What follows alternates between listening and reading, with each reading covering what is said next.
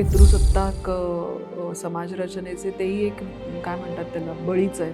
पण स्त्रीला ना बिचारीला स्वतःच्या अस्तित्वासाठी जगणार, स्वतःच्या व्हॉइससाठी जगणार माझं एक काहीतरी म्हणणं आहे. आणि त्याचा प्लीज आदर ठेवा. या बेसिक गोष्टींसाठी जगणार लागतं. ही गंमत अशी आहे या डायनॅमिक्समध्ये, म्हणजे काय लग्न हे शेवटी पॉलिटिक्स आहे. पॉवर गेम आहे. आणि तो पॉवर गेम जोपर्यंत छान चाललाय तोपर्यंत सगळं छान आहे. पण तिथलं डायनॅमिक्स चेंज झालं की मग गडबड आहे.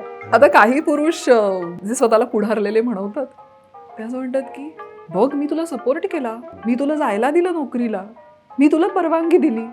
एक मिनिट, कोण आहेस तू?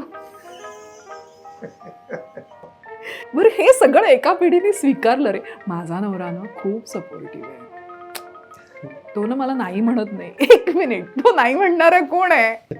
तुम्ही एकत्र येऊन निर्णय घ्यायचा आहे आणि तुझा सपोर्ट हा त्यांनी वर्षानुवर्ष पिढ्यानुपिढ्या गृहीत धरलाय म्हणून तू करतेस. हे तुलाही तुझ्याही गावी नाहीये आणि त्याच्याही गावी नाहीये. आणि त्यांना बिचाऱ्यांना वाटत असतं आपण फार भारी, कारण त्यांना तेवढंच माहित असतं. त्यांना तेवढंच माहित असतं.